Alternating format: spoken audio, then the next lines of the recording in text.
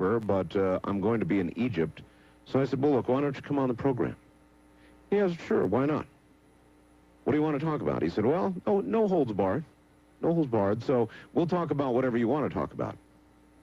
So that's what we're going to do with Willie Nelson, Friday night, Saturday morning. Now, there is a photograph, before we get started here, that I just got up on my website from a fellow named John Bro. John has been talking to me for some time. He does photography close to the sun. Now, he takes video cameras and just barely blocks out the sun and does photography in the corona of the sun. And what he finds in the corona of the sun is pretty amazing. I tried to get hold of John a little earlier. Perhaps we'll talk to him at some point tonight. But I've got to be frank with you, I dismissed in my own mind this kind of photography until I saw this photograph. It's the damnedest thing I've ever seen. These are clearly craft that you could almost imagine are jet airplanes, but I've never seen jet looks like this. Maybe one of you can identify it. I don't know what the hell it is. In fact, I will ask Lee and Brit Elders. I presume by now they've seen it. I called them. Fortunately, Keith got it up there for me very quickly tonight. We'll talk with John Bro, if that's possible. John, you have my fax number or email if you want to email me quickly. I'd be glad to put you on the air and let you tell the story of how you obtained these photographs. I sure don't know what these are.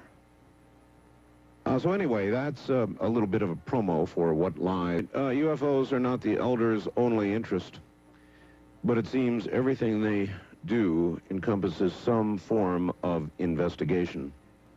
In 1976, they formed Intercept, a company designed to provide a service that had been unavailable in the private sector, a highly confidential countermeasure security firm specializing in protecting telecommunications for the corporate world. They share a sense of adventure and an enthusiasm for exploration. Lee's professional achievements are uniquely contrasted by his vast experiences in the jungles of South America, where he works with primitive Indians on archaeological and biological projects, including the discovery of Jungus necta, a medicinal plant he discovered deep within the Ecuadorian rainforest. In 1977, at the request of Lieutenant Colonel Wendell Stevens, USAF, the elders led the investigation of the Billy Meyer Pleiadian contact case. So, as you can see, most recently in Mexico, they have done all kinds of work in this area. They're a very, very interesting pair, and from Munns Park, Arizona, wherever that is, here they are. Where is Munns Park, Arizona? Well, we're just south of Flagstaff. We're between Flagstaff and Sedona. It's a little community of 500 people up in the trees. We have snow in winter and perfect temperatures in the summer. All right, that's Brit's voice. Lee, are you there? Yes, I am, Art. How are you? Just fine. First of all, before we get into Mexico and the story there, do you guys, I know you've had a chance, or I hope you have, to take a look at that photograph that I just put up on the site. Do you have any idea what that is? It's an amazing photograph. We just looked at it briefly a few minutes ago. You know, from one angle, Art, it almost looks like a platform, but here we have two platforms up there. Exactly. From another angle, it could almost look like the shuttle. It could, although it seems like there's too many sharp, well-defined, reasonably well-defined areas. It looks like the shuttle, but it's certainly not the shuttle. No, exactly. And since when have we launched two shuttles at the same time? I know. I looked at that and I said, come on, I've never seen anything that fits this description. Now, this was taken in the corona of the sun, Mm-hmm. and it was done with video and then transferred. And that's all I know about it right now. I know this man has been taking these pictures for a long time. But I was always dismissive of the photographs until I saw this. I mean, this is clearly not some kind of video artifact. No, it's not a video artifact, and it's what makes it so unusual is the fact that you have two objects in one frame. And the objects, in their position to the sun, they should be dark. But instead, you have a light reflective source of some type on the surface of the object away from the sun, which makes it very unique and very unusual. And are there like any flying craft that either of you recognize? Nothing like anything I've ever seen before. No, absolutely nothing. Same here. These were taken June 24th in Van Nuys, California.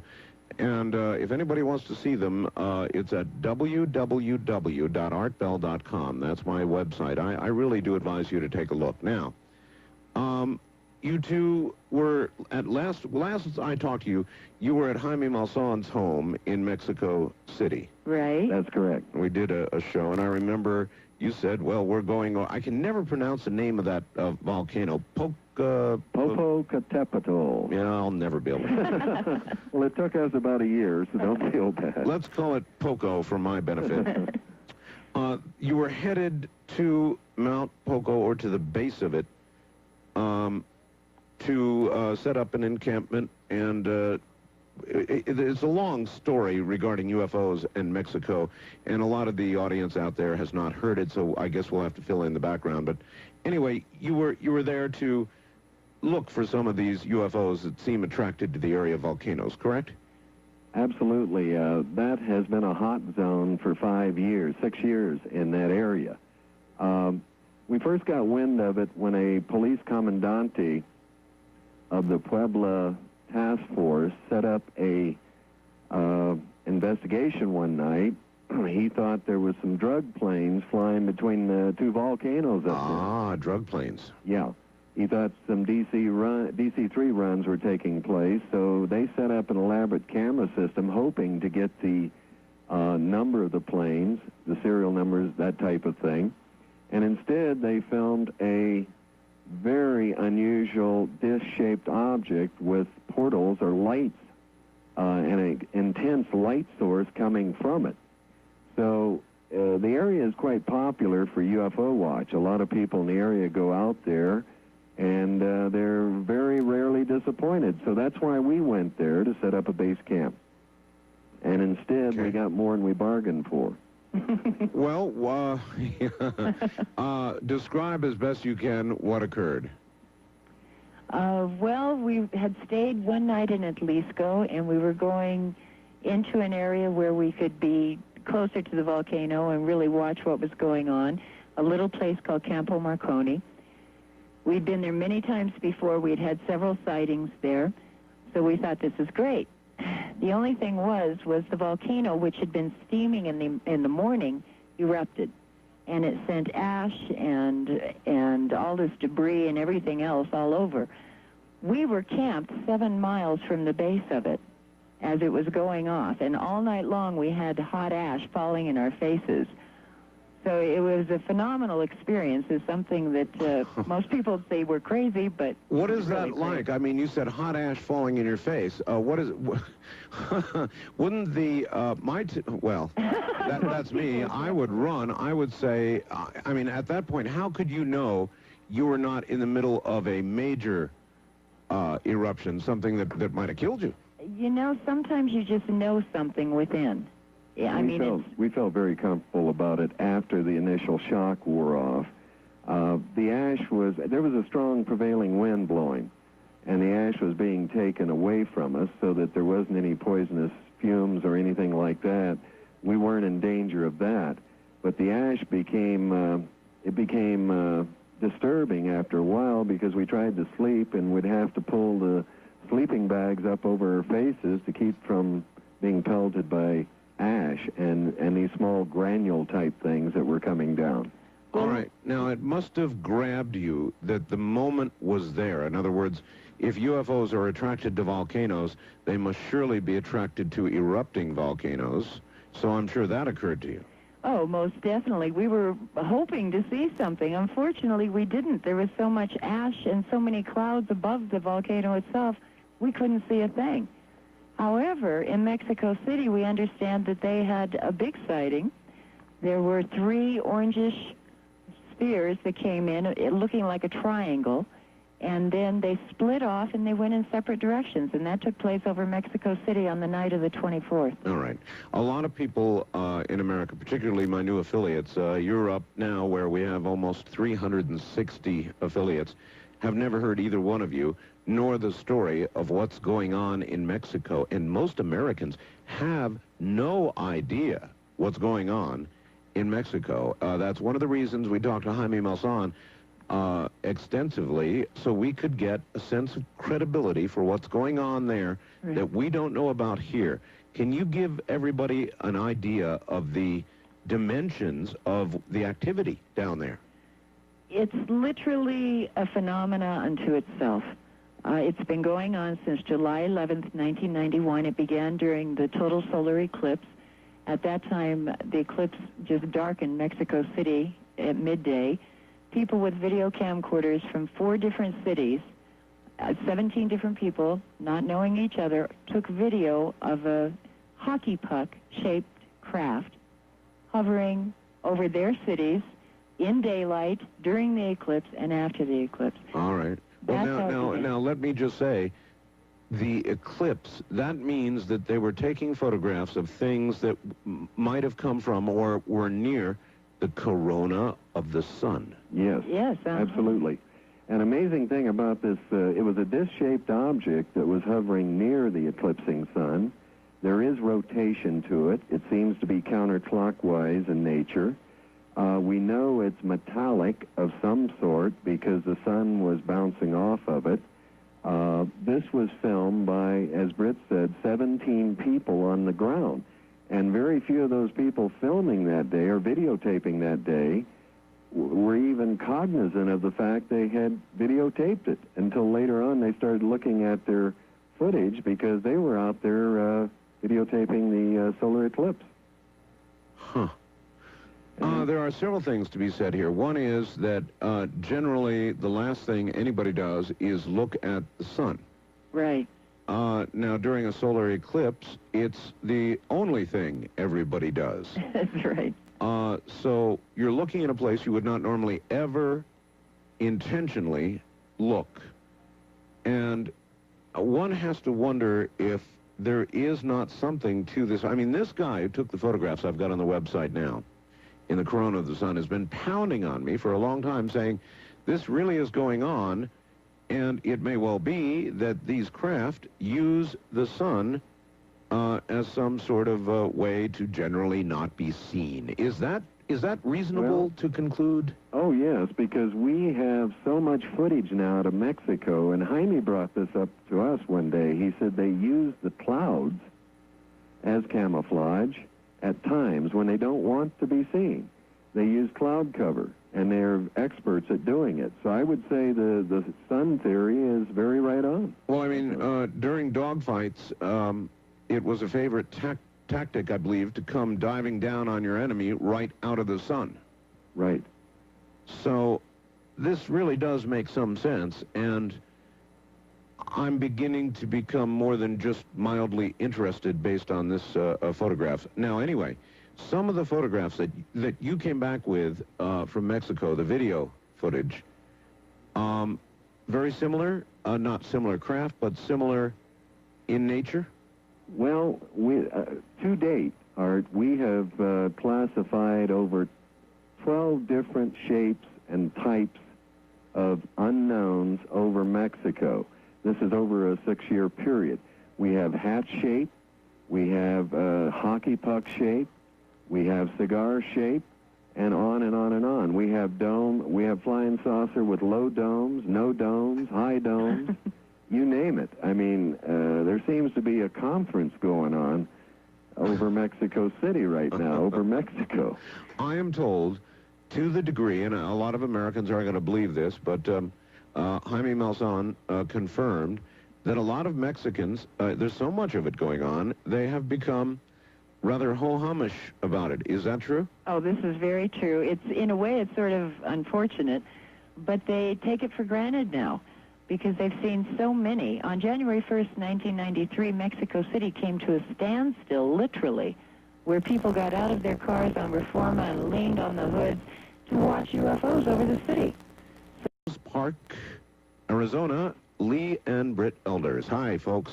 How are you doing? Hi. All right, let's do this again. I mean, the day that Mexico City literally stopped, we're not talking about 1 or 10 or 100 or 1,000, but I guess what, tens of thousands of people? Easily.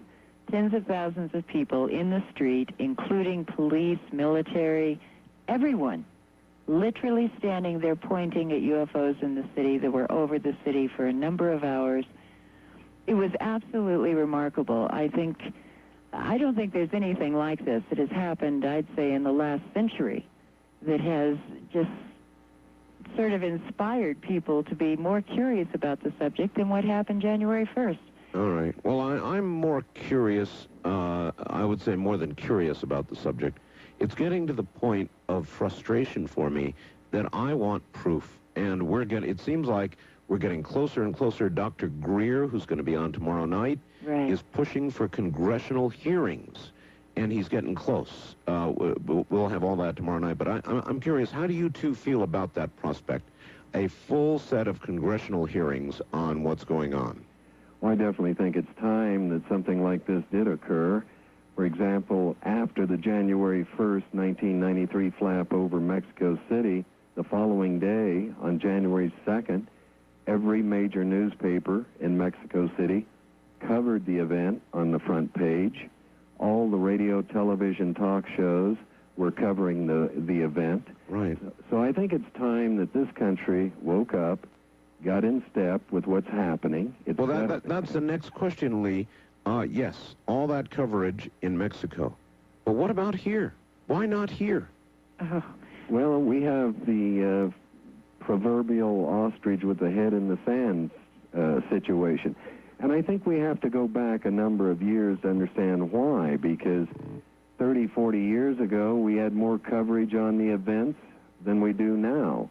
And I think maybe media burned out on it. I don't know. Maybe they're looking for this hard evidence, a smoking gun, that we can't seem to find.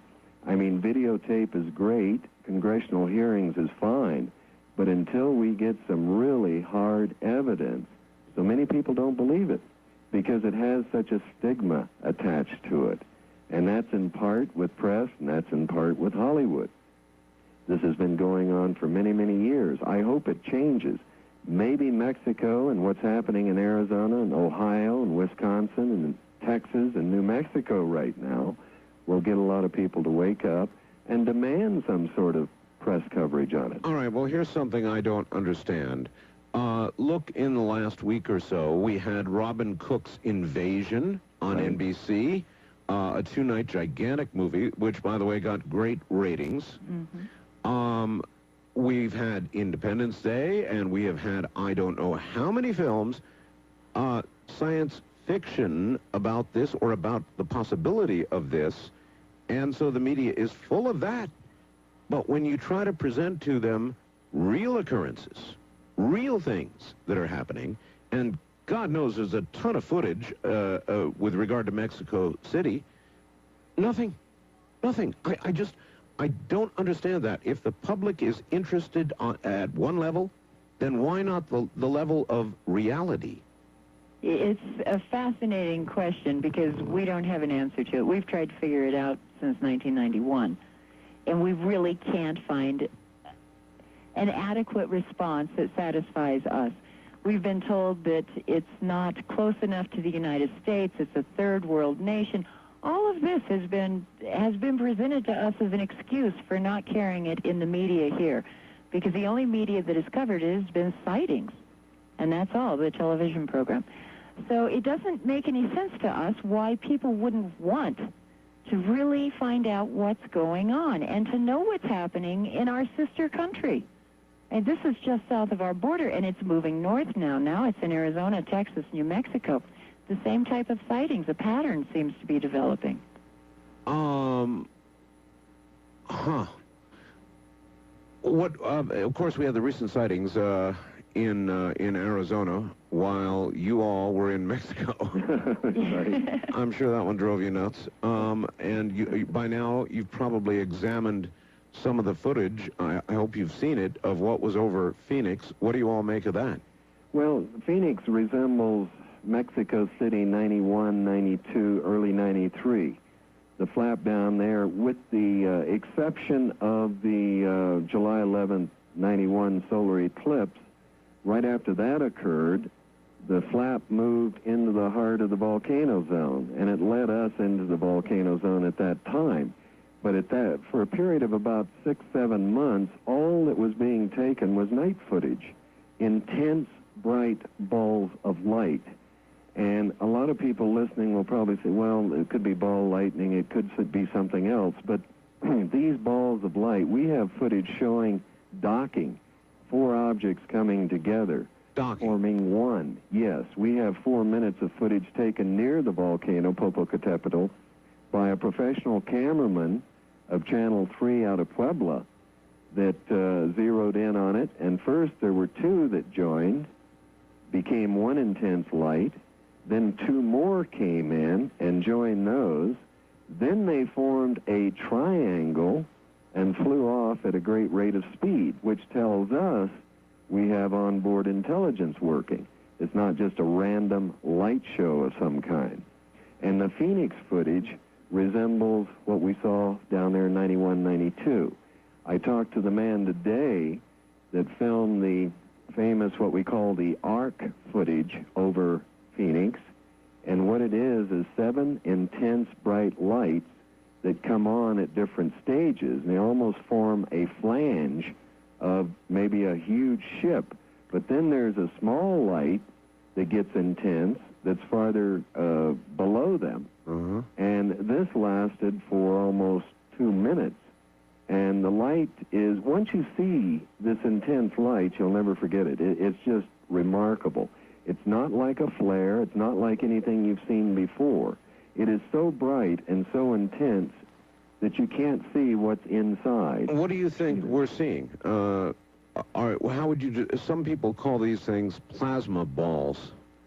Well, yes, they do, and I do believe they exist, but plasma balls do not travel in formation. They do not take different shapes and form star patterns or form triangles. I've never seen anything like that before. The Mexico night lights, as they call them, form different triangle shapes, and then they seem to regroup. And with every regrouping, there appears to be like a traffic cop there that sort of arranges whatever is happening with the other objects. Then it becomes this one object, and then they fly off in a triangle shape. And it's just remarkable to see. I've never seen ball lightning or plasma balls or anything like that that had any form of intelligence connected to it. Another correlation between Mexico and Phoenix is in Mexico, the objects that were being filmed around the volcano at night exhibited no sound. I mean, these things would come in relatively close and you would hear no sound at all. No sound. And the same thing is going on in Phoenix with what they're seeing at night and during the daylight footage they're getting as well. There's no sound. Let me give you an example, Art, of our first sighting in Mexico. We had Nippon Television down with us, and they were doing a story on the Mexico flap. So we took them out to the volcanoes. We camped out there one night. They had the Ikegama 3 CCD cameras, and they were all set up. And we started out with 7 people on this mountain ridge.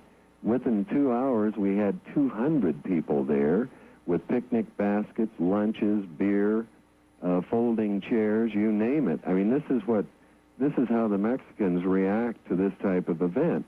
This one evening, this one bright, intense light came in over the volcano, circled around. The man I was standing next to, who's a native in the area, he says, "There's one." I said, "How can you tell?" He says, "Well, watch it. It'll be there for 10 seconds, and it'll blink out for about 10 seconds, and it'll come back on." Sure enough, it did that. Then he said, "Now it'll go away. You won't see it." but there's others in the area. Within 15 minutes, we had 3 more appear, which Nippon Television, I might add, filmed. And they traveled the whole world trying to get footage, and they got footage that night, and boy, were they excited. They got footage long ago at Area 51 as well. They've got a lot of good footage, and they show it incessantly. And again, in this country, we don't. You know, I don't understand. Now, listen, there is some breaking news you both should be aware of. I'm getting a lot of messages on it.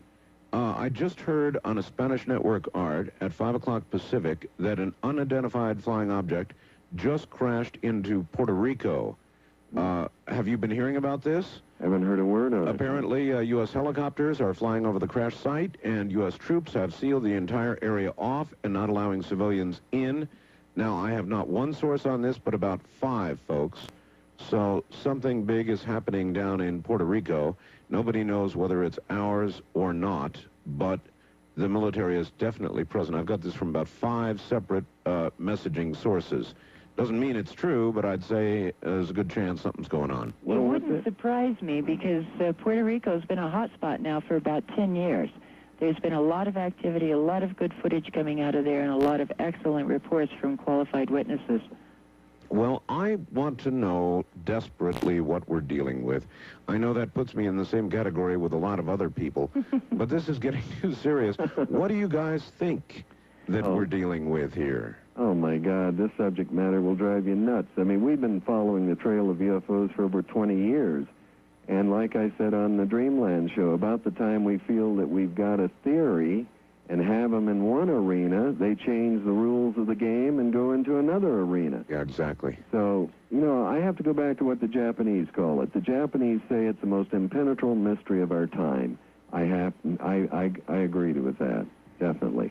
Well, how would you suggest, I mean, I'm going to be talking to Dr. Greer from CSETI tomorrow night, but how would you suggest we proceed? Is he on the right track, or do we have to come up with some body or some piece of physical evidence? How do we proceed? Well, you know, there's been stories around for over 20 years that we do have captured discs. And that is the way that Dr. Greer is going after it. Yes, and at last count I heard, we had over 20 at one time. Now, this is going back into the 40s. One crashed in Mexico, I understand. American troops. In fact, we talked to a school teacher of a remote village who told us an amazing story that in 1969, I think it was, somewhere in that period of time, that American soldiers came in, sealed off everything. They were working with the Mexican army, of course, and they told everybody to stay in their homes. They brought in trucks, helicopters, and the whole thing, and they took out a lot of dirt and something under, a large something under a tarp. And they still talk about the crash that occurred up there. Now, this is almost 20 years ago in a remote area near Veracruz.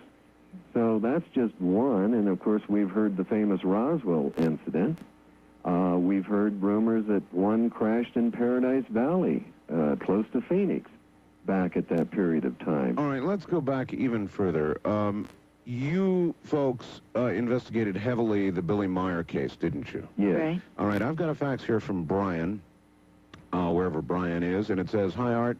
In Cal Korff's latest book, he proved Billy Meyer to be a hoaxer beyond any doubt. Would you please ask the elders if they still believe Billy Meyer is genuine, and if they have an opinion of Cal Korff? Thanks, Brian." Okay. I believe personally, and as an investigator, that something was going on with Meyer between the years 1975, 76, and 1981, 82. I don't know what's going on there now. We finished our investigation into that case in 1982. Having concluded what? Having concluded that something was being seen by Meyer. And not only that, Art, but we had metal specimens that IBM analyzed. We had sound recordings that Groton, Connecticut analyzed. All right, one at a time. The metal. I knew that there was some metal involved in the Meyer case. What did they conclude about the metal? Well, Dr. Vogel with IBM, used a scanning electron microscope to look inside the metal. Now, we had taken the metal to the University of Arizona, to a famous metallurgist there who chopped, hacked, and burned it, okay, like they normally do. Destructive testing, yes. Nothing unusual about it. However, Bogle took a scanning electron microscope, peered inside of it, and all of a sudden a whole new world came alive. For example, there was a bonding technique that we couldn't duplicate. There was isolated crystal, isolated silver, thulium, and other different type of components that were in this metal, and there was no cross-breeding between them. In other words, no heat had been applied to make this metal. The only way you could manufacture it or duplicate it was in zero gravity, of which our shuttle is doing today with certain type of metals. However, we're talking back in 1978, 79, we didn't have a shuttle up. So the metal... Did Billy Meyer hand you this stuff personally? Yes, he did. Yes, he did. He personally did. He went into the barn, he pulled out an old brown-looking type box, very old. He brought it in. Present with us was Colonel Wendell Stevens, retired Air Force. Right. And he took it out, he gave it to us, and he said, look, I'd like you to test this. It took us 2 years to find Vogel. Others wouldn't touch it with a 10-foot pole because they wanted to know where it came from. They wanted to know what it was. They wanted to know why they were looking into it. The very mention of extraterrestrials frightened them off. But Vogel had courage. He was with IBM. He was one of their star scientists. He decided to take a look at it. And he was blown away. He was absolutely blown away because of the bonding technique. But the other thing that excited Vogel was the fact when he was analyzing this metal, he found a trace of the rare earth thulium. Now, thulium was only used during the atomic energy program in the late 40s and early 50s. It's very costly to work with, very costly to extract. And as he put it, a simple Swiss farmer with an 8th grade education would not have the whereabouts or the know-how to fake a piece of metal using thulium. He would use a normal lead or try to fake it in that way. But how would he get a hold of thulium?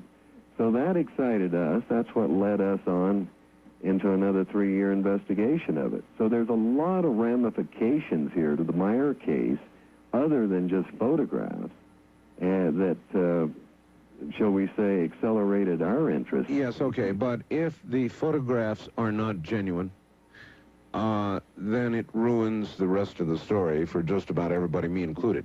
Well, I would have a problem saying the photographs are not genuine because... I'm not saying that. I'm saying if they're not genuine. Right. And, now, they were analyzed at JPL, and Robert Post, who was with JPL, said that he couldn't detect any manner in which they had been hoaxed.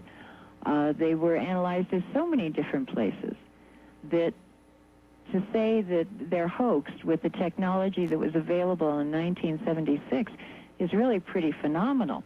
As for Mr. Korf's book, I'm not familiar with it, so I don't really know. I haven't seen it. I don't know what he's saying. All right. Well, there have been a number of people who've tried to, who have said the Billy Meyer thing is a hoax.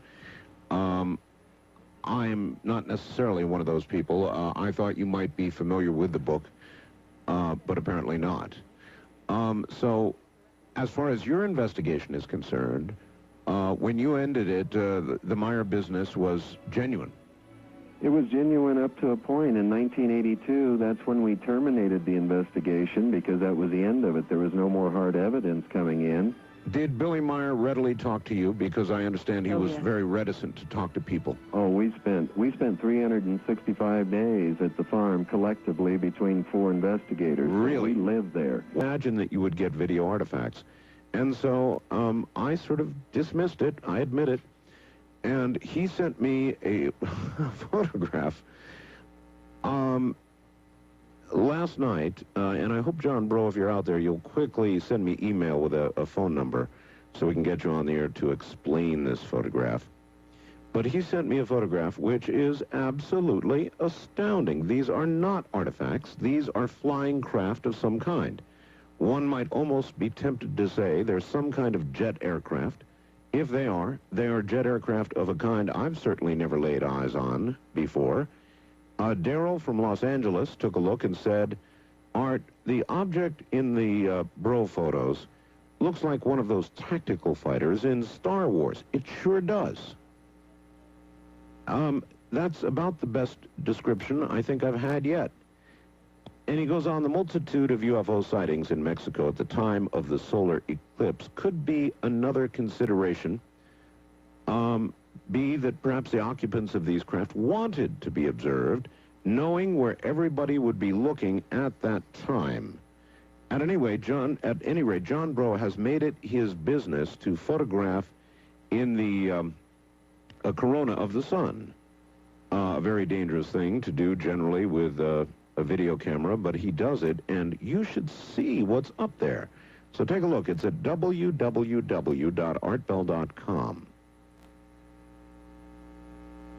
Dave from Tracy, California, faxed the following. Regarding Lee and Brit Elders, Art, I've seen 2 shows, videotapes, by your guests. If you do not believe, you will after you've seen the Mexico City sightings. That's from Dave in Tracy.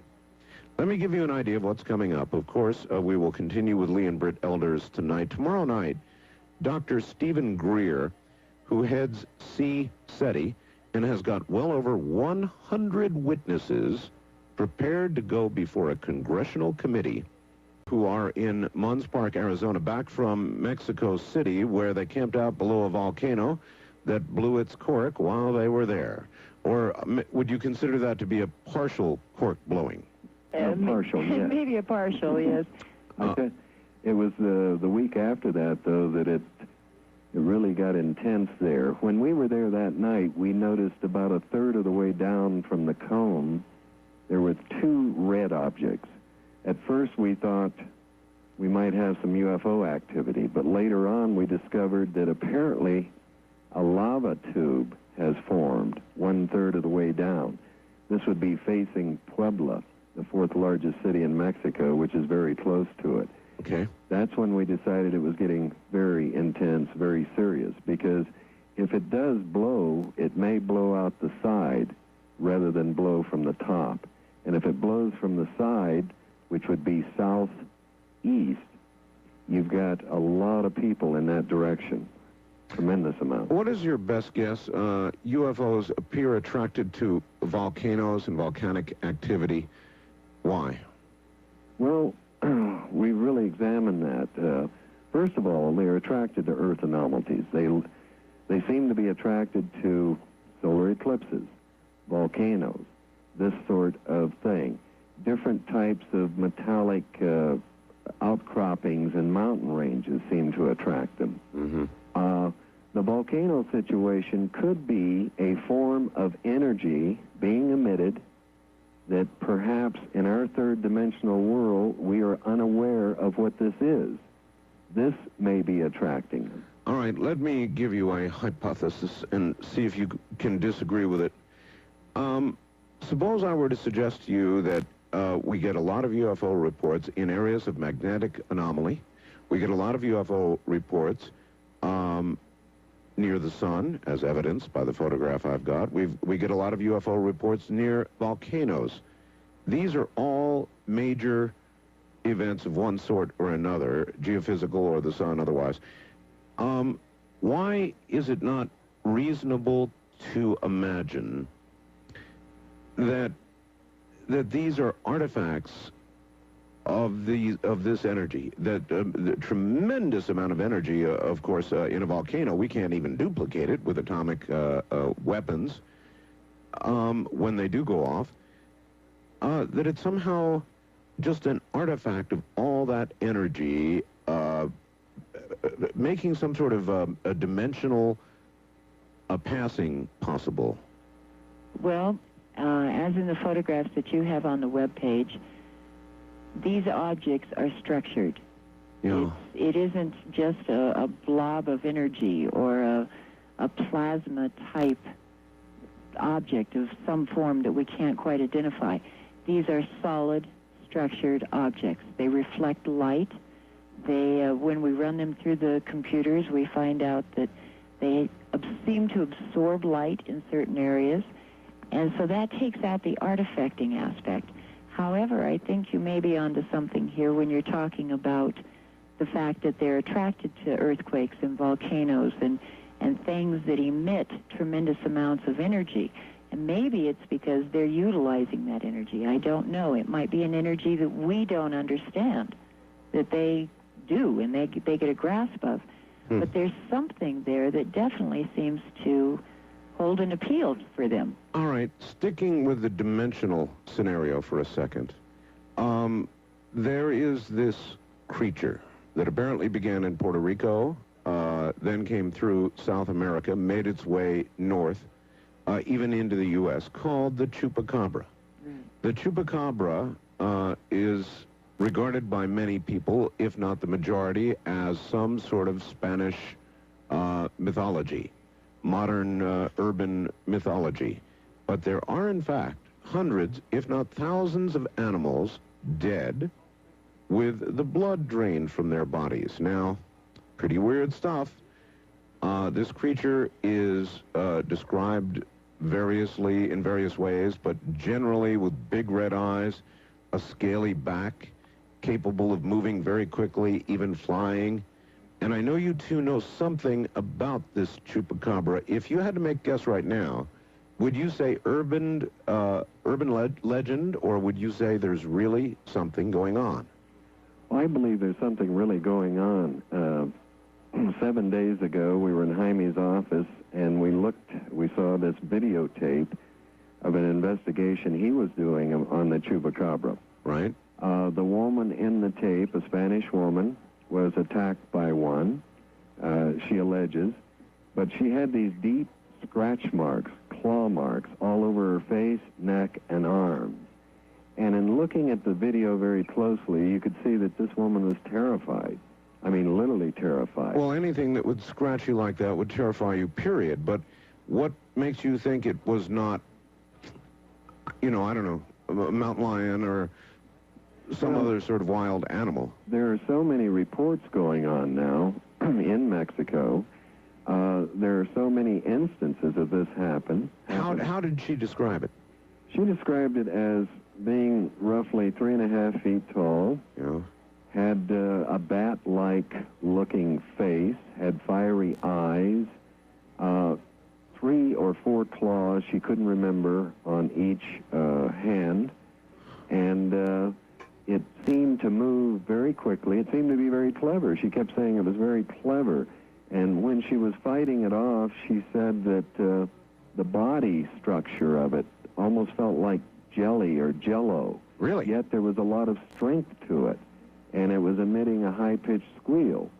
Now, the interesting thing also is Jaime interviewed the doctor who examined some of the goats that had their blood drained out of them. And everybody, Lee is referring to Jaime Malson, who was the 60 Minutes anchor for Mexico, and I believe has gone on to other things now, but has a great deal of credibility in Mexico. And so Jaime interviewed that woman? Well, Jaime is an investigative journalist. He's won major awards for his investigative efforts all over the world, but he interviewed the doctor, who was still in shock about what she had seen.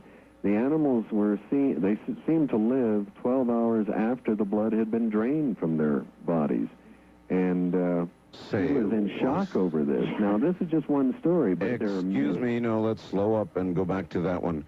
Nothing, as far as I know, can live for any hours after all the blood is drained from its body. That was her feeling, Art, but she had actually seen the animals after they had been brought into the office about an hour after the attack, and the animal was literally still alive, yet it had no blood. So this she can't explain. It's got her completely baffled, and she's very, very shook up over it. And she is a veterinarian. I would be too. I would be too. You just, that can't be, but yet it is, huh? How many instances has she seen of this? I think it was 4, Art.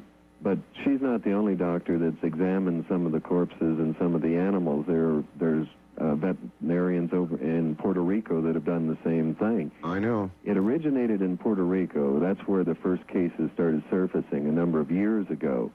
But then it spread into Mexico, in some areas of South America.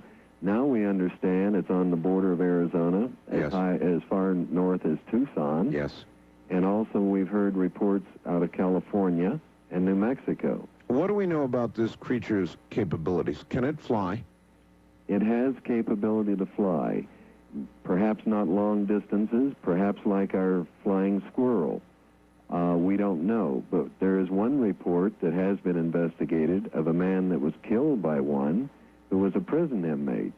And the thing, based on the story we have, the chupacabra flew over the wall, or it came out of the air over the wall, landed on the man, and attacked him, killed him.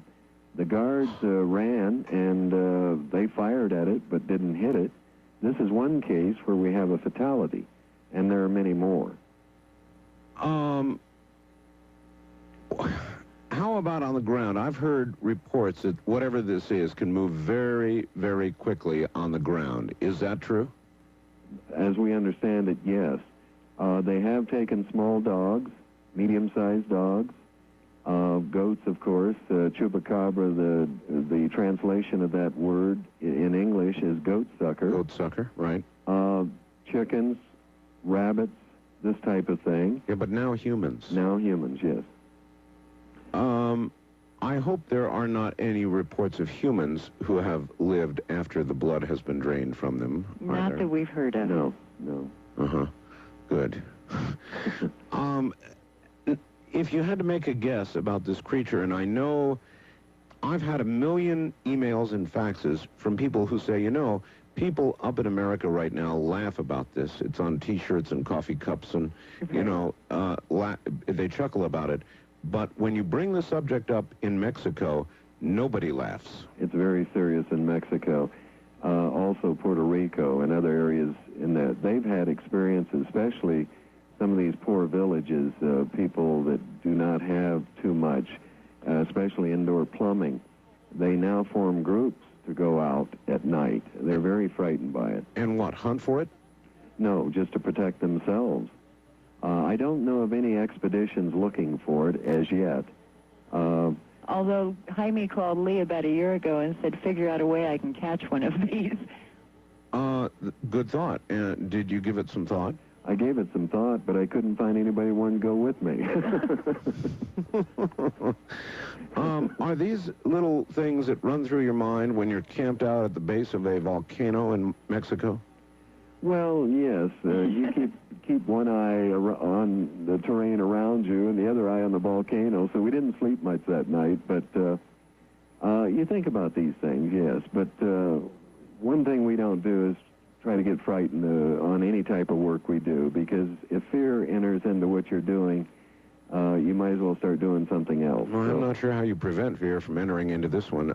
If you had to guess about this animal, is this an animal that is really here physically now, or is this an animal that comes and goes through some other dimension, maybe like these craft do? There's 3 theories on it I've heard. One, it's an experimental project gone awry, probably military or something like that out of Puerto Rico. Uh-huh. Maybe like the killer bee story. Sure. Number 2, some people believe they're connected with UFOs, but when you go back to the early Sasquatch stories, that was prevalent then too. It was connected to UFO activity. Uh-huh. I don't know if this is true or not. The 3rd theory I've heard is it's come out of the earth through a cave or something. It's probably been landlocked for many centuries. In other words, something that came up out of the ground. Something like, sort of like Loch Ness. It escaped. It had an escaped avenue. It came out. It multiplies apparently very quickly. All right, I'll tell you a little story that Linda Moulton Howe told. Email that just came in with respect to the Bro photograph we've got on the website right now.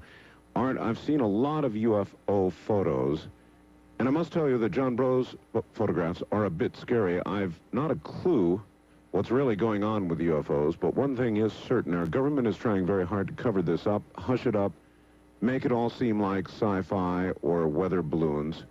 What's going on? So if you get an opportunity, please go up and take a look at that photograph and give me some feedback. Michael, who is the Colorado MUFON director, took a look, and he's not so sure about the photograph, but he is sure about photographing in the corona of the sun. He stood there and eyewitnessed it back in September of '95. He said, in fact, we were standing right next to Mr. James Peters when he made one of his first tapes, and we were able to see with the naked eye what he was filming in the viewfinder. So there's something definitely going on, and I think our job now is to try to get to the bottom of whatever in the world it is, and I wonder if we ever are going to get to the bottom of it, or if this is just going to remain like the Chupacabra, some kind of untouchable mystery. I also have one other word, you two, and that is the following, from Gary up in Washington. Thursday night at 7:30 p.m., CBS will apparently run a special program in which the government will explain why they will not investigate the recent Arizona sightings. That should be interesting. Yes, very interesting. How do you explain why you will not investigate something? A couple of reasons. Carefully. One, they have covered it up so long that they don't know what to say at this point in time, or they don't know what is going on. Well, I can imagine they don't know, but if things... Look, the Air Force, one of its main jobs, the way I understand it, and I was in the Air Force, is to protect us against whatever. They guard our airspace, right?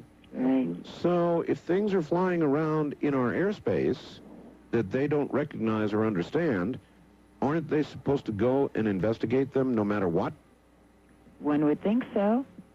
But that's also a two-edged sword. If it's flying around in our airspace, that means they can't protect the airspace. And so, that's a good point. And so you think if they cannot do anything about it...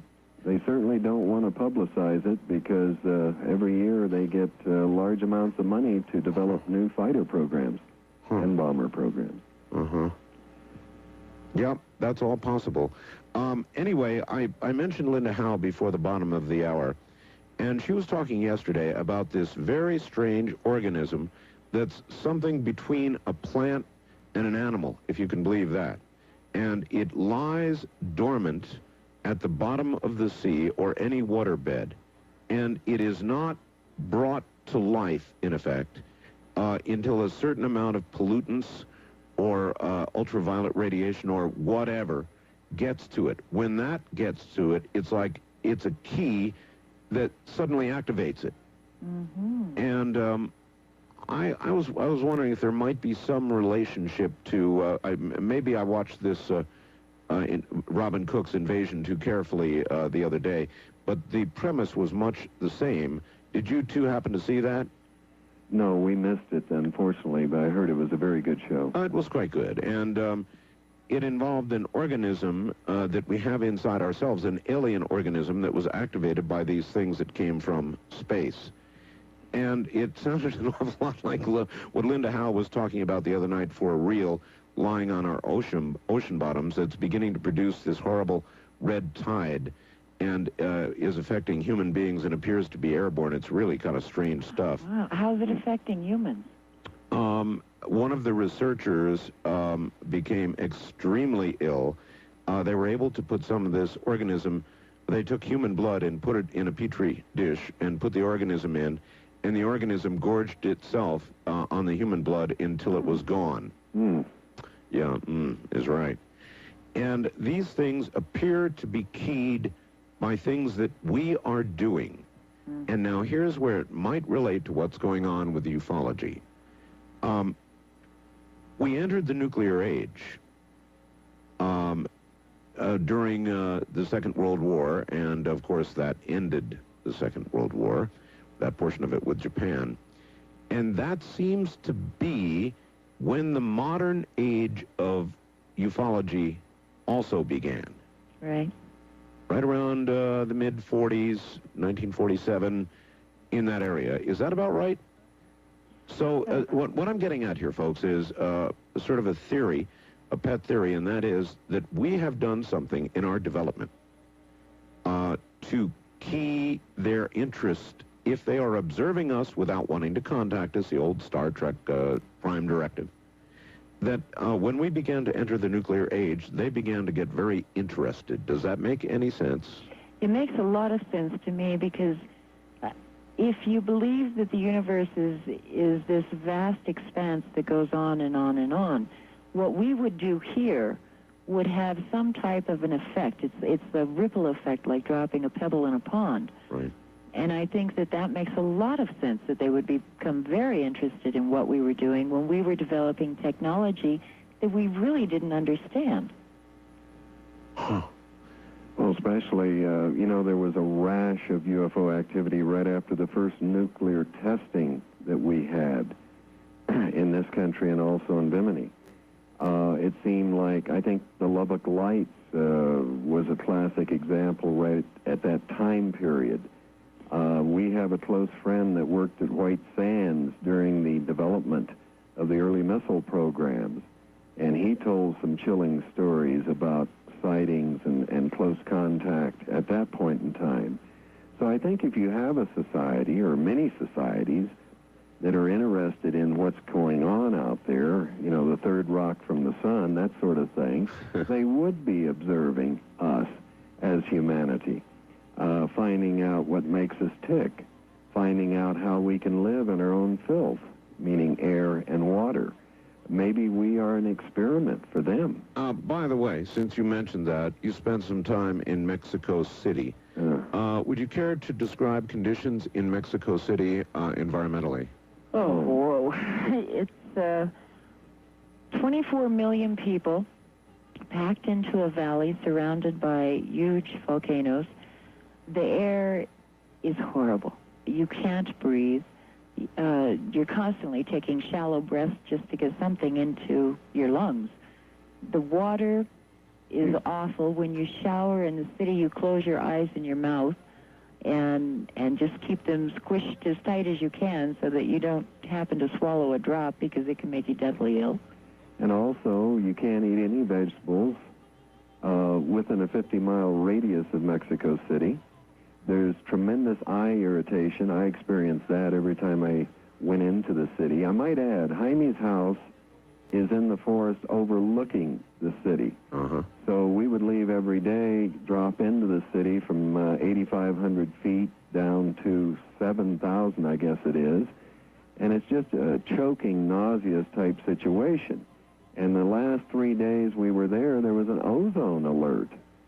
They canceled. They have an automobile program where each automobile has a different color. In other words, on one day, red tags cannot be driven in the city.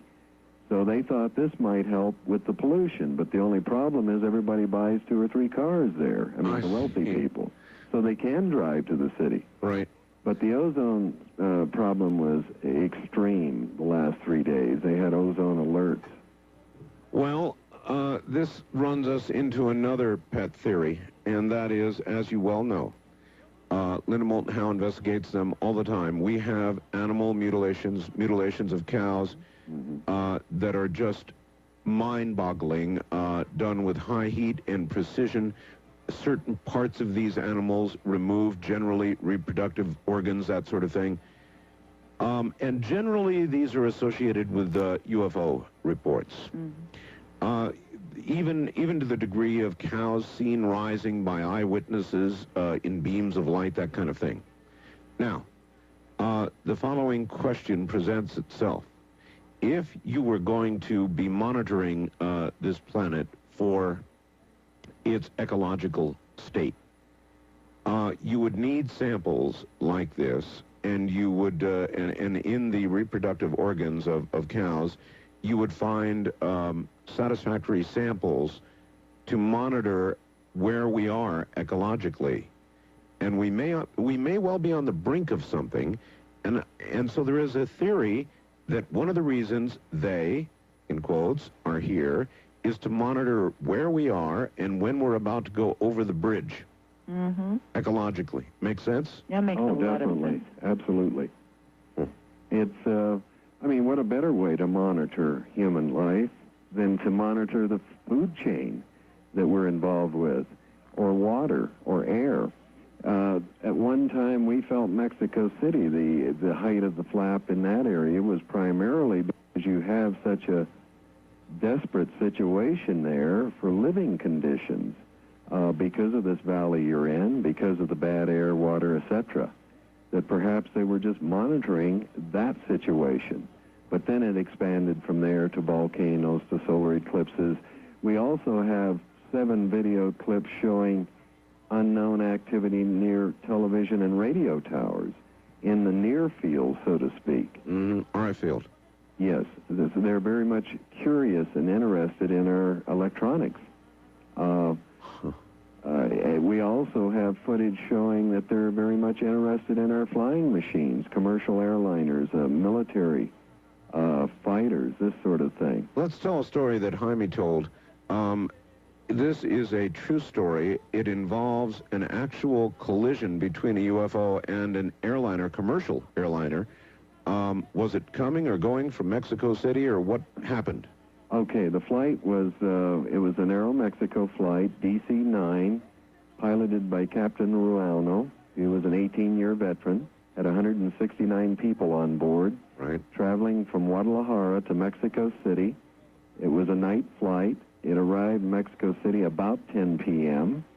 15 minutes thereabouts before it arrived, Jaime's group of sky watchers, they're called Los Vigilantes, they reported UFO activity over the World Trade Tower in Mexico City. So that report came in. Jaime contacted the radar people at the tower. They confirmed something was over the city, but no one notified any aircraft coming in. Captain Ruano was in his final glide path. His landing gear was in transit. He was making his final turn when something hit the airplane. It was a shock like he had never had before. It frightened him and the passengers. So he declared an emergency, made an emergency landing. They examined the plane right after that. They found that one of the shock absorbers, landing, I guess it's called a strut, had been sheared off. And radar tower had reported that there was an object in front of the plane, a bright object. So he believes he hit a UFO, and a lot of other people do as well. There have also been a lot of near collisions and avoidances taken by commercial aircraft in the Mexico City area to avoid UFOs, correct? Well, it's so serious right now, Art, that the Pilots Association in Mexico, they're demanding answers. They want to know what in the world is going on. It's tremendous danger to them. And so they're demanding answers. Nobody can give them any answers. They've come to Jaime. Jaime has set up a lecture series with them. The last event, he had over 300 pilots that attended this event. And they're concerned because not only is something in the way of their commercial aircraft, but also they're getting erroneous readings from their instruments. For example, we have 2 air traffic controllers that went on camera with us, and they did so at great danger for their job because it's like an FAA situation there as well, as what we have here. Boy, they sure won't do it here. No, they won't. These 2 guys came forward. All they ask is that we backlight them, and we did. Not showing their faces, not giving their names. But right. They've been tracking this out of curiosity again on their radar instruments for the past 3 years. And they say that 2 unusual things are happening. One is the airliners will show false speeds. Their speed indicator will indicate from 400 to 500 to 600 miles per hour. It would jump back and forth. Also, it created a disturbance with their navigational system. A lot of the pilots have lost faith in their navigational tools, and they're flying in, by the seat of their pants, this sort of thing. Good Lord. So they're very upset. Now, the airline people down there, they don't want to talk about it, obviously. The government, they don't know what's going on, so they don't want to talk about it. So the pilots are up in arms. They have a very strong union down there, and they can literally register a voice that needs to be heard. Now, I understand Jaime has tried to get several appointments with the head of the transportation department in Mexico City, but he's been unable to as yet. Another thing they pointed out, which was very interesting to us, you mentioned earlier this dimensional thing. The air traffic controllers tell us that all of a sudden these blips appear over Teotihuacan. That's the Temple of the Moon and Sun, which is northeast of Mexico City, about 50 miles. Yes. They appear there. They travel, they chart them on radar all the way into the volcano, the Popocatépetl area. Then they disappear. It's almost like they fly through a door, an unseen door. And this is very curious to them because they ask us if we believed in the dimensional thing, and we said, yes, we think it's possible. And they said, well, that would explain what we're seeing on radar. All right. How good is the footage that you've got on your videotapes? It's excellent. We have over... I guess 200 video clips. We've culled the best out of Mexico for the 3 videotapes we put out on Mexico. And some of it is just startling. We have formations, daylight footage of 24 ships in the air. I know. 21. I know. I've seen it. It's absolutely mind-boggling. I mean, as one faxer said, once you've seen this, it's hard not to believe. I mean, it's just simply hard not to believe. These are not faked photographs. This stuff is going on and has been seen by tens of thousands of people in Mexico. So no matter what your attitude about UFOs, this is really, really, really hard to ignore. As a matter of fact, it's so hard to ignore that I'm surprised that you have not been approached by Dr. Greer, or have you? We have been. In fact, Greer asked us if we would give him information about Mexico, which we did. We sent him one of our videotapes, I think 2 of our videotapes. He took an expedition to Mexico based on our findings and investigation. He camped out near the volcano when the volcano was dormant. And so they had a stake out there one evening, but he spent time down there because of that activity going on. Do you think that any of your visual evidence would be used in a congressional hearing if he gets one going and he's close? Well, we would be willing to supply some for that, definitely. I think we have some outstanding video here that cannot be denied. Lee, what about the possibility of, or maybe I should ask Brit, the possibility of getting some of these pilots or air traffic controllers in Mexico to testify? I think they would. I think they would at the drop of a hat, especially the pilots. The air traffic controllers would probably do it if their names could be protected, because, again, their job is at stake, and they were wonderful with us going on camera the way they did. There's so many people down there, police captains, Catholic priests, you name it, and everybody is ready to discuss what they've seen. All right, now comes the question of security oaths, and this is one that Dr. Greer has been struggling with.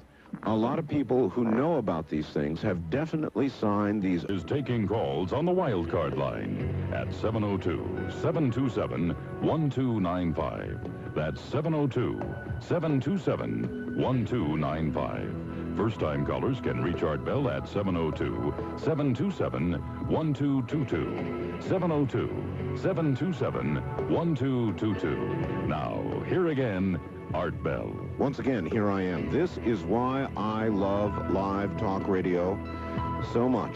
You're never going to guess who I've got on the line. John Breaux. John Breaux. He's the man who took the photograph we've got on the website tonight. This incredible photograph. I have always been in high doubt about people. You know, people have been taking photographs. It all began in Mexico City, really, with the eclipse down there, and tens of thousands of people seeing these craft in the corona of the sun. And I've always doubted that, thinking, well, there you are with a video camera taking pictures of the corona of the sun, and you're going to get artifacts, you know? I mean, video cameras, even CCDs produce artifacts. But this photograph that John Bro sent me blew my mind. These are not artifacts. There's no question about it. And I've been hoping John would call, and he has. So with Lee and Brit Elders, just back from Mexico City, I'm going to add to the mix John Bro in a moment, and I'm going to ask him about this photograph. If you want to see it, go to my website now. It's under New Items, the John Bro photograph. Take a look. For those of you without computers, I can only say get our newsletter or stand by for the description that you're about to get. To me, these craft, whatever in the hell they are, look like... You know, somebody said they look like something out of Star Wars, and they do. They don't look like any jet aircraft. Your first inclination is to say jet, but no. Look carefully. These are not any jets I've ever seen. At any rate, all of that coming up in a moment. The Sanjin 96. It's on my website now. Whatever else you do, get up there and take a look. I want your comments. But here is the man who knows about this photograph, along with Lee and Brit Elders. Lee and Brit, are you there? Yes. Yes, we're here. All right, good. What about you, Mr. Bro? Have you joined us? I'm certainly here, sir, and it's been a long time coming. I'm quite honored, and I'm glad to talk to Lee and Brit, and I'd like to say hi to the friends at Farsight. All right. Would you please tell us about this photograph, John? Well, sir, I wonder if I could give you a little background to lead up to this, or should we get to that?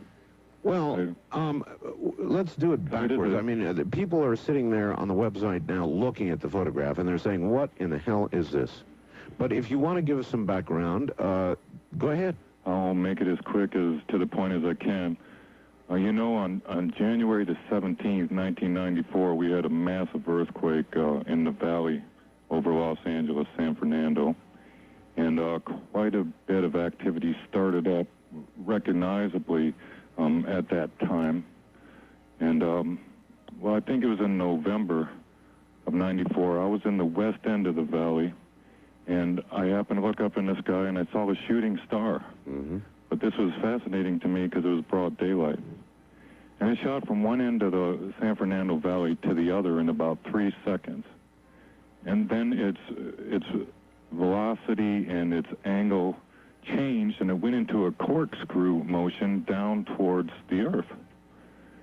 And this really, it fascinated me, and so the next day, I was a construction worker, and we were putting the houses back together after the earthquake. I met this very sweet woman in Van Nuys, California, named Martha. And before she even said hi to me, she said, "Do you believe in UFOs?" And I was stunned, and I said yes. And she told me she was going to get a camera, and we made a pact to find an answer. Now, over the next 6 months, I was seeing so much of this activity, Art, and mostly they were the silvery balls, luminescent as if they were lit up by magnesium or something, just about identical to the objects on the STS-48, was it? Yes. Okay, doing the same kind of things. That was a shuttle mission that from which some remarkable footage came, yes. So, through a long series of events, on June 28th, 1995, I was reading a magazine article by a fellow named Bill Hamilton. Oh, yes. He was on your show a couple of weeks ago. Right, we all know Bill. Now, in his article, he was referring to the same objects that I had been seeing. He called his article Sky Dancer. The difference is I'm in the San Fernando Valley, and the article subjects were from Antelope Valley, approximately 15 miles, 20 miles to the north of us. Okay. Now, in this article, Mr. Hamilton reports a witness, a guy named Archie, was seeing these balls of light like clockwork every day. And when he would put his binoculars on them, they would take off, and he seemed to lose them in the sun like a baseball player, you know, would lose a baseball coming down. Sure. So my brain kept working on this concept. You know, not only is the sun too bright to look at, its blinding corona flares out to about 10 times its size. Oh, yeah, you don't look at the sun. No way. And the logic of this scheme intensified in my analysis. It seemed simple yet sinister, because all that would be required for a special craft to achieve this type of alignment would be a computation of a few measurements and the ability to hover in formation. So my problem was, if he's in Antelope Valley and I'm in, Reseda here, which is where it all began, actually, not Van Nuys, we wouldn't be at the same angle. If they were lining up to hide from him, then I would catch them out of direct alignment. Makes sense, yes. Still, how do I look, because the sun's so bright? Right. Now, the idea, the method of this is not to look directly at the sun, but we are creating an artificial eclipse. The elimination of the direct sunlight is, I cannot stress that enough, safety first. So How do you do that? How do you create an artificial eclipse? Well, the first time I did it, we had a clear, sunny day. I'm in an apartment complex with an overhang, and I lined up the overhang right to the edge of the sun without looking at its bright disk. Fair enough. But I could still safely look into its corona. All right. And within about 2 minutes, I started seeing these balls coming down. The same things I had seen, randomly, were now coming down in a series every 30 seconds or so. And then one of them stopped. And then another one came up alongside it, and they moved off equilaterally. After studying this for several days, I noticed they came out in pairs. Then there was regular geometry, triangles, perfect squares. And this was just with my naked eye.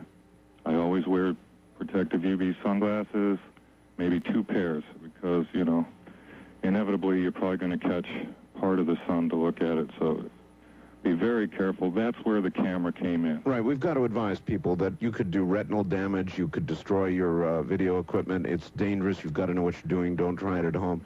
All that kind of stuff. But having said that, I could understand artifacts, round things. I don't know about square, but round things being artifacts of an overloaded CCD or whatever else you would use to be imaging this in the corona of the sun. And that's why I always somewhat dismissed some of this in my own mind. I can understand that, Art. I don't have the CDC in my eyeball. I'm sorry. I saw many of these. I don't personally own a camera, another irony of it. So we come back to Martha Breimer. Now, she's involved with taking many hours of these videos, okay? Right. So I borrowed her camera, I took it home, and I captured them. Called her up. I was excited. She said, I can't talk now. I've seen them. Now, on July the 14th, 1995, I took her camera home again, and about 40 seconds into the frame, there was just a quick flash. So on review of the videotape, we wanted to go back and see what this insect was to make a comparison, Yes. And we rewound the tape just to the point before it flashed through, and step by step, went into the desired frame.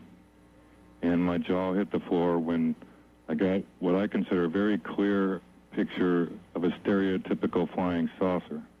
And I didn't necessarily believe in these things, but being the photographer, it's kind of hard to dismiss it. I hear you. And that was the beginning. All right, John, if we can, we've got, in the interest of time here, we've got to get to this photograph, the one that people can see, dated June 24th, 1996, Van Nuys, California. Okay, What so the hell is this? seeing I don't have a camera, I would go constantly over to Martha's house. She had this camera, and we would shoot together.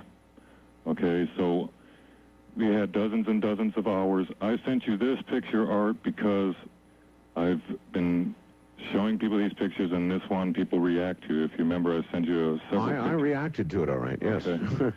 Now, the thing about this picture, when this object, or objects, a pair of objects, passed through the frame, it went through in a frame and a half. This wasn't something that just kind of zoomed by on its leisure. If you know anything about the cameras, there's approximately 30 frames per second. That's correct. In a digital frame. Yes. Again, it was a white flash. We moved back to the frame to find what it was, and lo and behold. Now, also, not only are we blocking out the sun, we're full telephoto zooming our lens out. And I've been told that that's going to put our focus out about 15, 20 miles, depending on the camera. Sure. If something close by went past us, we shouldn't have any hard edges or any kind of clear imagery. Right. And Art, these pictures are a dime a dozen. I've seen so much of this that I'm just jaded by it. The hardest part is not finding the UFOs. The hardest part is showing it to you and convincing people that they don't have to take my word for this. Yeah, here it is. So what do you make out of this? I mean, what am I looking at here? Well, some people have thought that it was a banking jet, maybe something experimental. I really don't know about that. I've never seen anything like it's a side view. Yeah, I have never seen anything like this that we fly, and Brit and Lee Elders are here. You folks? No. It's nothing that I've ever seen before. I have a question, Yes. if I may, for John. John, when you were rewinding your video, did you do frame-by-frame analysis, especially off these two photographs that are on Art's webpage? Did you examine the frames prior to that and after that? Do we have any disappearance occurring? Oh, I could go on and on with that, Lee. I could tie some things together for you. Well, that's a specific question. I've gone through so many frames now. You said, do things blink in and out? Well, he's asking, did you look at the frame prior to and after the one in which you got what you got here? Oh, absolutely. There's about 1.5 frames of this object. And I don't... 1.5 frames. And then it disappears? It just went right through infinity. And, wow. So it was moving. In other words, it did not cloak itself. It was moving? Yes, it was moving. I imagine I've had some stuff analyzed. We're in excess of 10,000 miles an hour. If that was an insect, it would have to be flying 350, 400 miles an hour That's no insect. to jump through there. It almost looks like a platform of some kind. Did that thought enter your head when you first got a clear look at it? Well, Lee, I've got so many pictures, and my friend have gotten so many pictures. This is just another one of a large series. Mm-hmm. I'm almost at the point like, oh, yeah, there's another one of those. Well, I'm not to that point, and this one floored me. This is no artifact. I don't know what it is. I can't explain it. It's no jet I've ever seen. These are craft of some kind. There's absolutely no question about it. Frankly, looking at them, I hope to hell they're ours. I would also like to say that I'm a ex-Air Force flight line mechanic.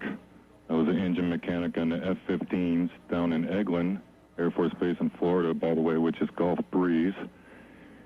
Basically, I know the difference between a bug and cottonwood and what is an aircraft. Yeah, these are not bugs. If they're bugs, I don't ever want to see them. No, these are not bugs. These appear to be metallic craft of some description, clearly metallic. And another thing that Ali commented on that I would like to ask you about, John, is the sun is masked, just barely masked, you can tell, and these craft appear to be lit from the side of the camera, which is kind of unusual. Any thoughts on that at all? Well, what we're doing is eliminating the direct light and catching the angled light. And as that light is bouncing in all kind of, spread out directions, it seems to be revealing something that if we did not block out the direct light, would not be visible to us. I believe that. In addition, I believe that I can see a shadow, damn near a shadow, coming from some structure on the lead craft. Mm-hmm. Mm-hmm. You all see that too? Yeah. So, John, these are incredible photographs, and you may want to send me some more, and we'll have you on independently, but I wanted you to explain to the audience where you got them, and particularly about this one, since we've got it up there for everybody to see. I mean, it's a stopper. You look at it and you go, well, you say something that can't be repeated on the radio is what you do.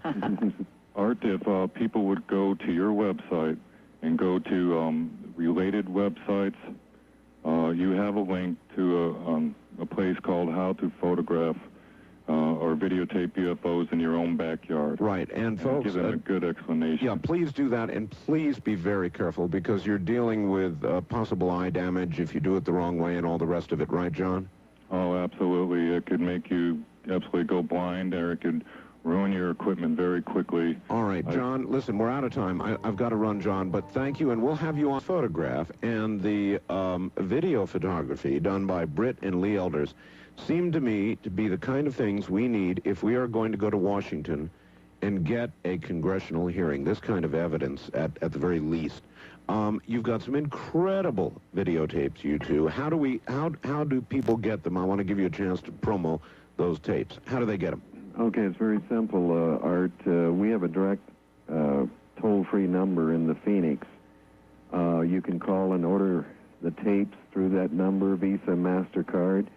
The number is 1-888-814-6494. Is it a 24-hour number? Yes, it is. All right. That's 1-888-814-6494. And you have 3 tapes, right? We have what we call a Mexico trilogy. The first tape was produced in 92, and it covers through 94, the activity. Then we thought it was all over with. Then the second wave started, and that led to the second video, which is called Masters of the Stars. And that wave lasted 2 years, and then we started the third tape, which is Voyagers, which we were talking about the other night with you. Uh-huh. And Voyagers has the air traffic controllers on it, the pilots. It has over 100 UFO video clips from Mexico. Wow. The other 2 have roughly 150 in those. All right, it's going to be hard for people to choose.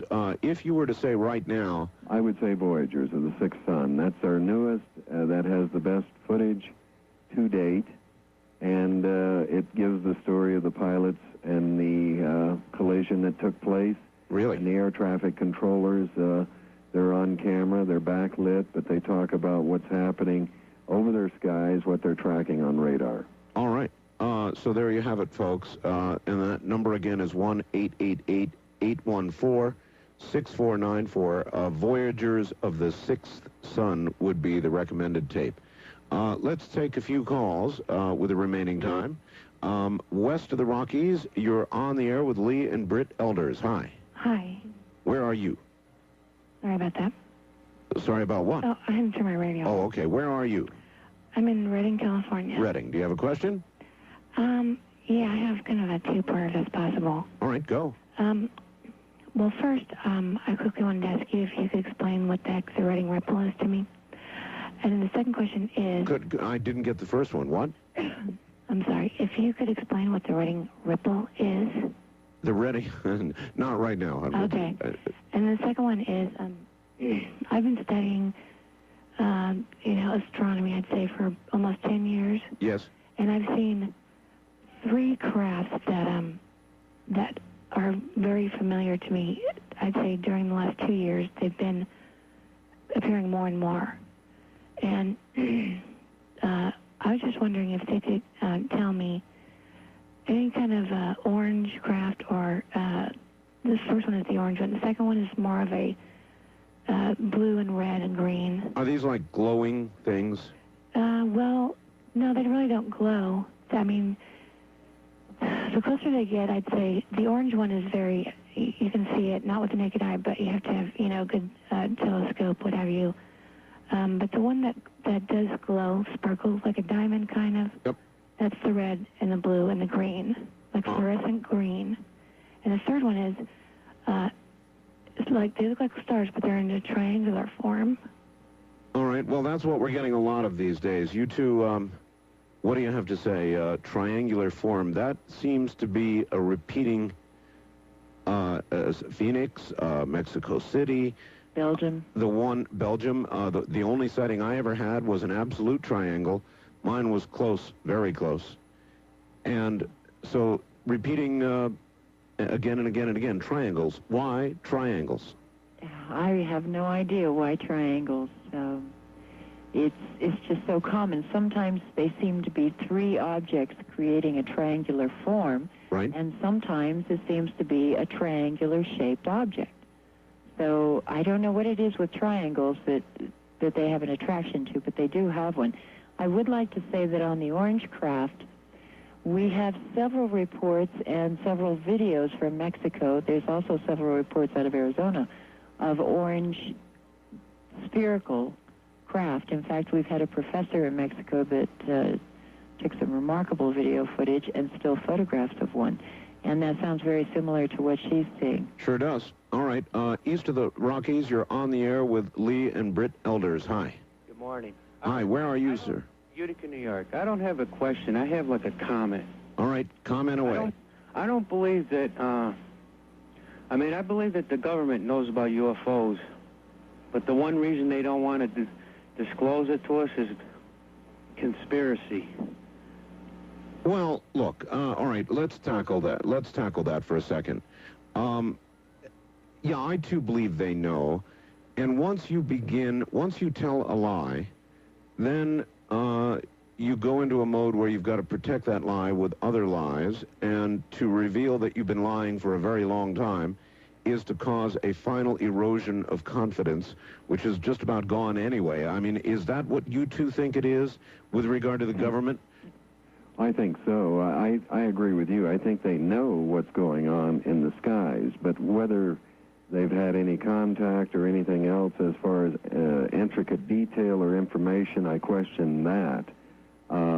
But I do believe they're covering up a lot of things that are taking place. Yeah, once you have seen it and know what's going on, we covered this earlier, and you cannot defend against it, then you really have to tell the public that you don't know what it is, but it's not a threat to national security, so you're not going to investigate it. Well, they did this in 1952. They held a press conference. It was the first and last press conference held by General Sanford, and he said, we don't know what, basically he said, we don't know what is out there. We know something is there. We don't consider it a threat, and that's the end of the discussion. Yeah. All right. East of the Rockies, you're on the air with Lee and Brit Elders. Where are you, please? Hello? No, I guess we missed them. Let's try it again. West of the Rockies, you're on the air with Lee and Brit Elders. Hello? Yeah, this is... Well, hold on, let me turn off my radio. Yeah, turn that off and speak right into your phone because you're a little hard to hear. All right, this is a... I can't hear you, sir. Speak up. Is this better? Yeah. This is a Randy in Flagstaff. I can barely hear you, Randy. I just want to say about, I think it was Monday, I saw a UFO and... Yes, we know about the sightings there. I'm going to leave the line because you're just not strong enough to hear, Randy. There were further UFO sightings in the Phoenix area on Monday. Are you two aware of those? Yes, we've received several reports on them, and apparently it's becoming a daily thing. That's why it's so fascinating to correlate it to the early stages of the Mexico flap. In other words, Phoenix is beginning to turn into Mexico. A little bit. That way. In fact, Saturday night, we're going to have a sky watch in Phoenix. We're bringing Televisa video crew in, and Tom King and some of the others. We're going to go out and see what we can see. All right. East of the Rockies, you're on the air with Lee and Brit Elders. Hello. Hello, is this Art Bell show? Yes, it is, sir. Where are you? Green Bay. I'm sorry? Green Bay. Green Bay, Wisconsin. All right. Go ahead. Yes. Okay. Go ahead. Hi, Art. Go ahead, sir. Hi, I'm talking about the last caller. There's about the triangle, down over Mexico. Yes. And I'm saying that the triangle, I have a theory about that. And as, see, God, he made the world once and destroyed it. And then he made it twice and then destroyed it. And this is a third world. And you think this has something to do with God or... Yes. The devil. I see. All right. Well, how do you two react when you hear about the religious angle? How do you guys react to that?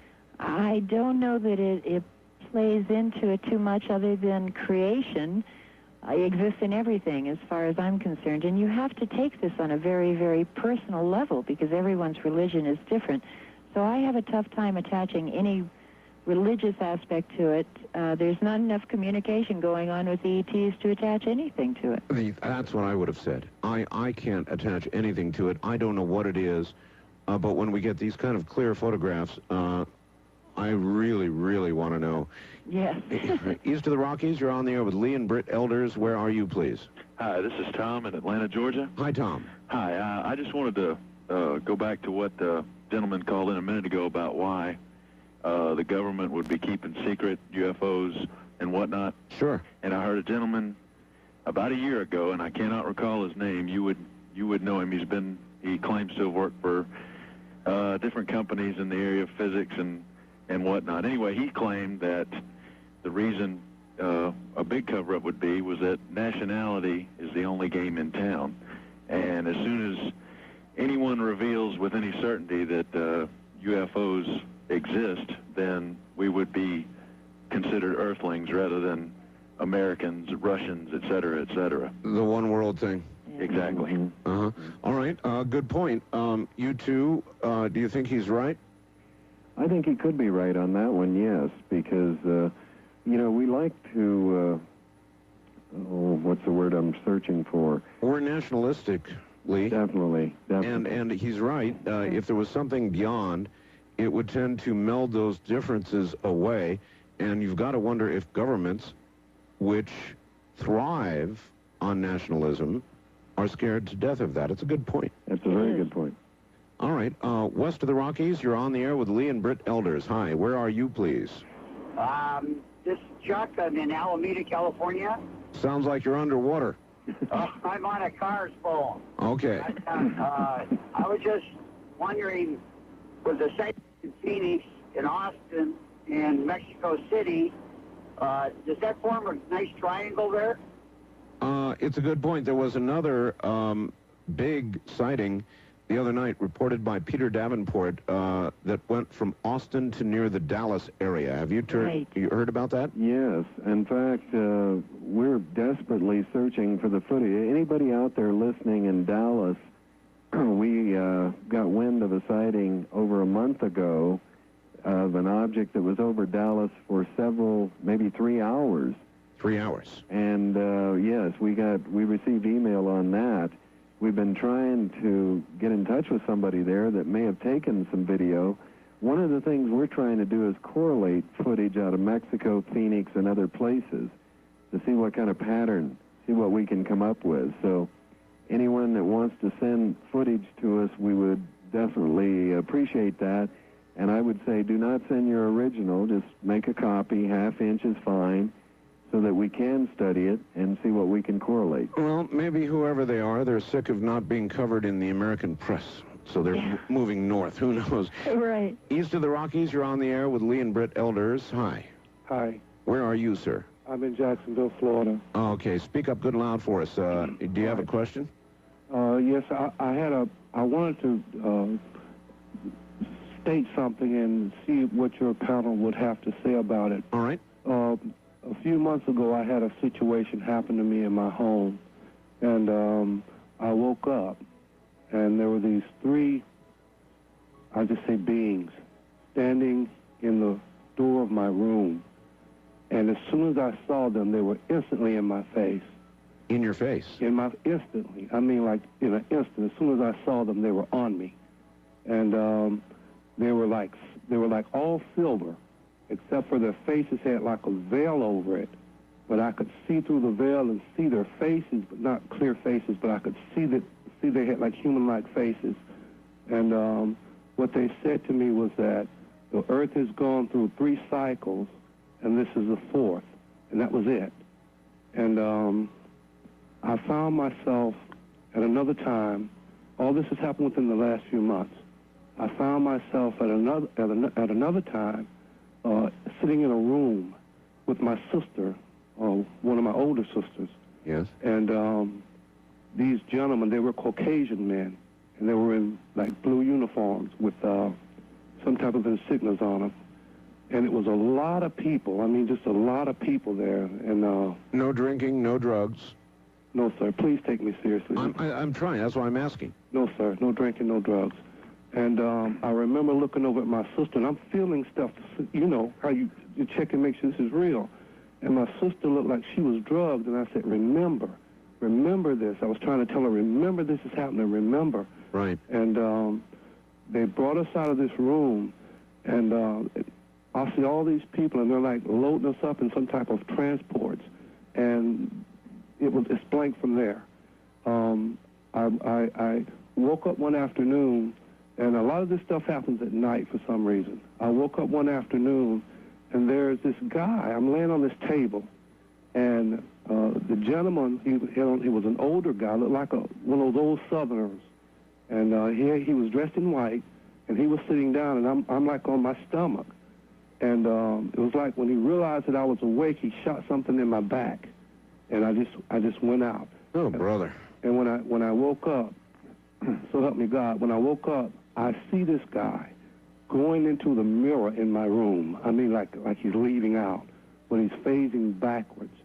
Now, I've been listening to you now for about 6 months, and the reason I'm even calling is because you had Whitley, I think, Strieber, Whitley Strieber, yes, on your show. Sure. And that gave you credibility to me, because I've read a lot of his material, and you know, this has been happening to me now for some time. And well, I wish that Whitley was here to hear what you're saying right now. What I would say is this: Lee and Brit, it brings up the whole topic of abductions. That was a fairly serious tale, and a lot of people tell similar tales with regard to abduction or beings visiting them, that sort of thing. Is this a productive area of investigation, do you think? I think it's something that definitely has to be looked into from a variety of aspects, because so many of the stories correlate and coordinate to each other. These people don't know each other, and small details, intricate details, can be relayed by many different people from around the world. What he was saying in his story, I've heard from many different people. Different ones telling similar stories, let me put it that way. But it's something that Lee and I don't investigate too much. We sort of focus our energy and efforts into things that have physical evidence, because yes, we believe that everybody has a story, and that's their truth, and that's their reality. And we're not qualified to help them through that. But some people like John Mack, sure, and Whitley, they can do wonders for these people. Are you, what comes next for you? In other words, you've been to Mexico again and again and again. Where does your investigation go from here? What do you plan to do? We're looking into a country in South America right now that has a rival flap very similar to Mexico going on.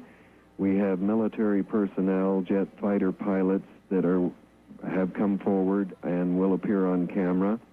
We have a retired general who will come on camera. There's a lot of activity going on down there, and we hope maybe late summer, early fall, we'll be in this country and see what we can learn, see what kind of patterns are there, see what we can correlate with Mexico. I'm going to have Dr. Stephen Greer on tomorrow night, as I keep saying. Is there any way that you think we can best pry this information from our government? How can we best do it? Well, I think the more evidence that we have to present to a congressional hearing is going to make it a lot better for the public, as well as the people that are involved in the hearing itself. So any form of evidence, whether it's photographic, video, metal, sound, whatever it is, it can be presented to say, look, the public is aware something is going on.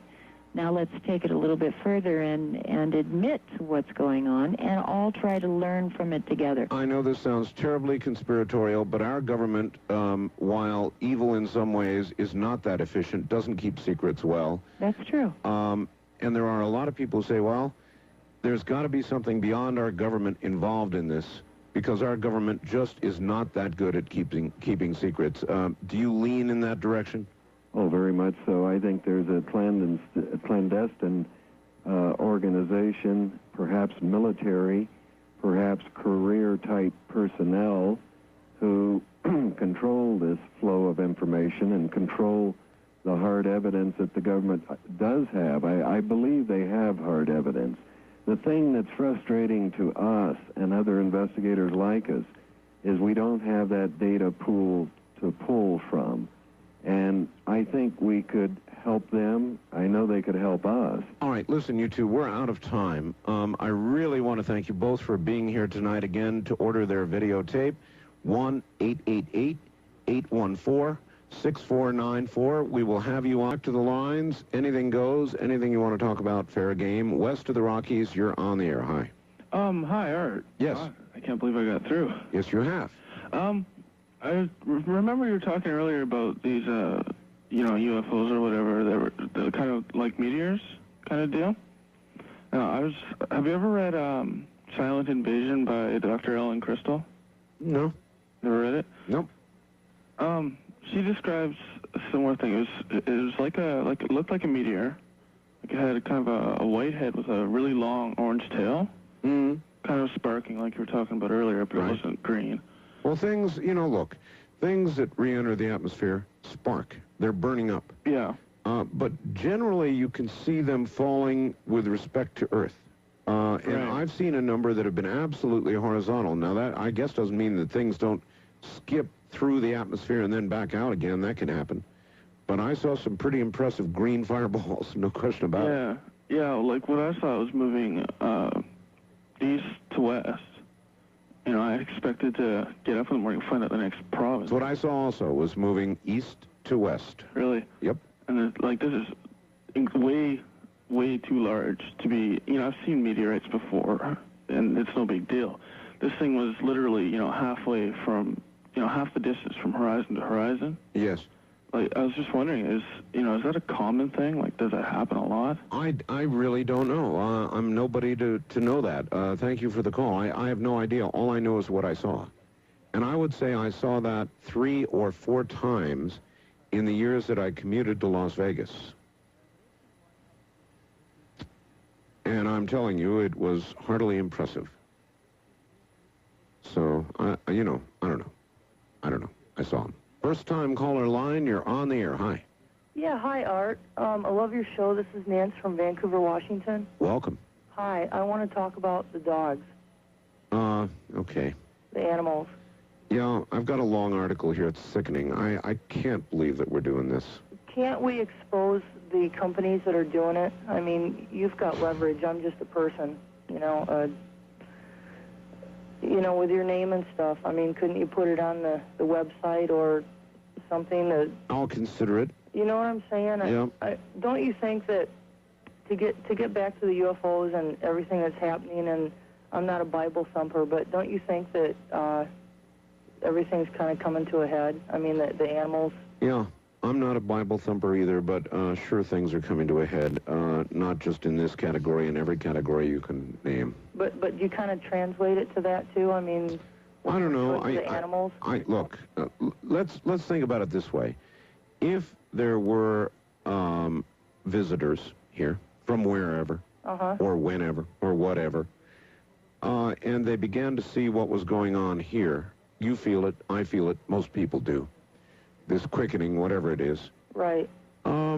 Would they be particularly interested in this moment in our history? Yes, I would think so, wouldn't you? Oh, definitely. Definitely. I just kind of feel like the animals and what we're doing to the environment play a very important part in everything. And, we better wake up and smell the roses because we're, I would say we better wake up and smell the roses because the roses may not be here much longer. Exactly. And I just think that, like the animal kingdom has so much to do with, it's not just us as people, we're so important. I mean, everything is important. And if we keep feeding our animals, the animals... I know. It's wrong. You can feel it. Thank you. You can know it. I've got a 4-page article here, and it confirms that there are a lot of companies processing cats and dogs into cat and dog food. This is just plain stupid. One can understand the economics of it. Oh, yes. All the animals that are destroyed, I suppose the economics of it makes sense, but it's wrong. Just like it's wrong to feed cattle. It's wrong. It's not something you have to wonder about. You just know it's wrong. And if there, this is just, it's so horrible, it's like I don't even want to think about it. But it's unfortunately real. It's like I don't even want to read it. It's so sickening. East of the Rockies, you're on the air. Hello. Yeah, hi, Art. This is Larry calling from Abilene, Kansas. Hi there. I have 3 quick comments, if there's time. Yes, sir. Okay. The first one is on the reclamation plants. It's not just cats and dogs. I used to live down in Wichita, and there's one of them there. Yeah. And they take anything in there that roadkill, doesn't matter what it is. But yeah, it mentions that in the article, roadkill. I mean, we've got to be out of our minds. This is going to cause... Anyway, go ahead, sir. Oh, sure. The second comment was that I'm a Christian, and I know a lot of Christians who do not reflect in the slightest most of the Christians that seem to call your show. Most of the people that do manage to get in on your line who say they're Christians sound like they're stoned or something, and it really reflects bad on those of us who are open-minded and, you know. Yeah, I do know what you mean, and I don't know what to say about that except that this is open line talk radio. Mm-hmm. Other programs would probably screen those people out. I don't. So this show then remains as a reflection of whatever's out there. Right. Well, I just kind of wanted to give another perspective on it so people didn't think we were all loony.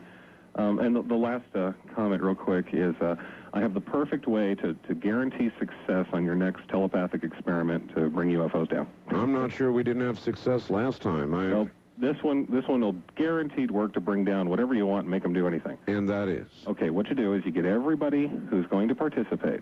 Yes. All at the same time, right before they send their telepathic communication. Yes. So all of them take a nice, refreshing Mentos first. And that'll work. At least if you buy the ads, that is. Appreciate the call, sir. Thanks, bye. Thank you, bye. We were having an interesting discussion yesterday toward the end of the program about the speed of thought. Now, I have no idea what the speed of thought is, or whether, in fact, even thought can be transferred. But if you read all popular culture regarding UFOs, nearly all of it implies that communication is telepathic. If that is true, then having a large number of people attempting to communicate at one time is a non-trivial matter. About 2 weeks after we did it last time,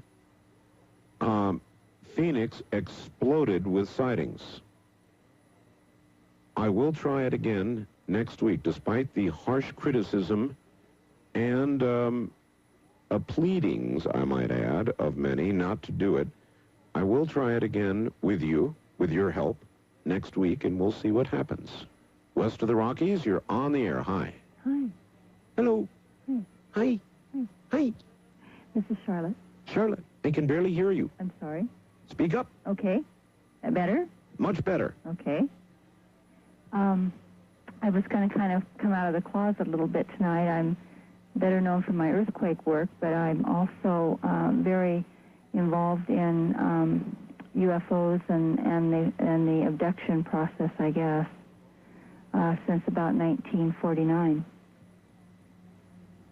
Since 1949? 1949. My parents saw a craft here in Salem, and Dad said it was out in South Salem. Mom said, no, it was in North Salem.